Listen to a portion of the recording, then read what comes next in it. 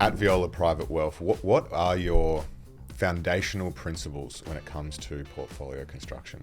It's pretty simple for us, and I've probably been quoted as saying this 1,000 times. for us, it's diversity and asset quality, right? So the key screen for anything that we do is this going to blow up the client's money?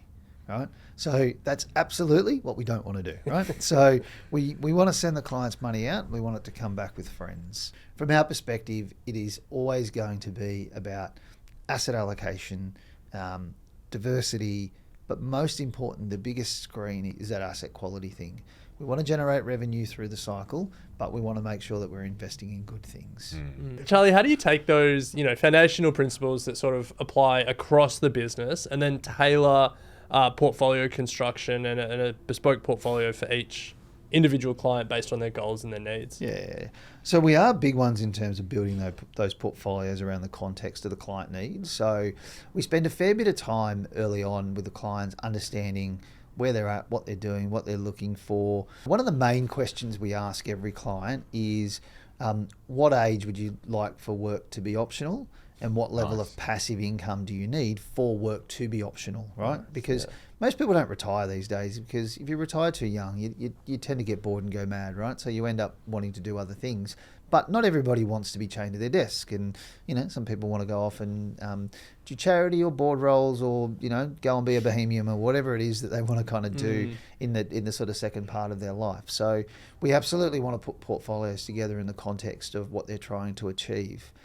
But like everybody, when we say that, it's also about coming up with the right investment principles. So, and I need to be careful about how I say this because it could be misconstrued, but remembering that there is still the right way to invest. There is still good investments that if they're good for you, they're going to be good for somebody else.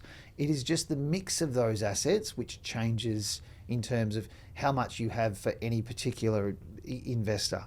The reality is that lots of portfolios over time will end up looking reasonably similar because we've done the due diligence, we've reviewed the asset, we like the way that revenue gets paid. We like that company or that portfolio of companies because it's delivering a certain thing, which means that generally speaking, it's going to be good for a bigger cohort of people.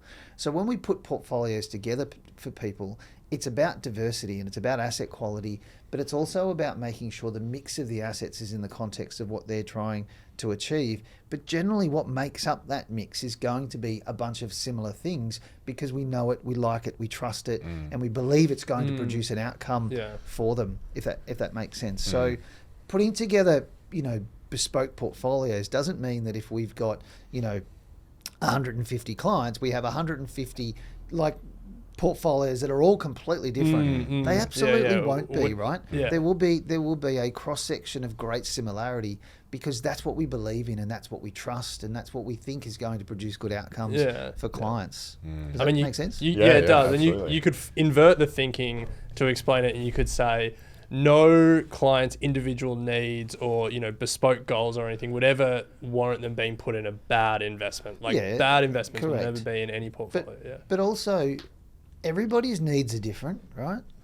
But everybody's needs are actually pretty well the same. So financial security. Everybody's needs are actually early. the same. It's I've met hundreds of people over a really long career, and I guarantee you, when I ask the question, what age would you like work to be optional? I don't know, between 50 and 65 is always going to be the answer, right? And for some people it's 55 and some people it's 57.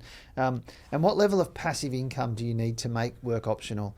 Well, I'd like to kind of replicate what I'm earning now, right? So the answers are pretty much going to be the same, which means the production of the outcome in terms of, okay, well, if you want to earn 250 grand a year as passive income in retirement, then we need pretty close to 5 mil of investable assets. It's no more complex than that. And then when we get to that point, okay, we have $5 or $6 million of investable monies. How do we generate the 250 or 300 grand a year of income you need? Well, it's going to be the same for the guy that's got 10 or 15 or 20 who is going to want a bigger number. Yeah, you know what I mean? I was going to ask that. Someone sells their business, comes to you with 10 or 20. The question of when do you want to stop working has been answered. Yep. Is it then just how much passive income do you want and how can we make this 40 or 50? Correct. Yep. So That's- how do we that's achieve? nice. So that's exactly what it is. So I actually got a client who listened to me on your show who did exactly that. Right. He sold a NDIS services business.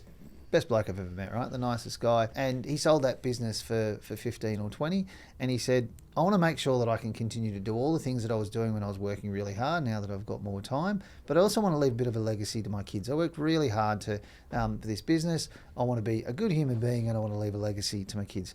How do we do that? So we just build the portfolios around making sure it's delivering the cash into the bank account so he can buy bread and milk and rice and race cars and whatever else. Nice. that All the does. essentials. The essentials, yeah.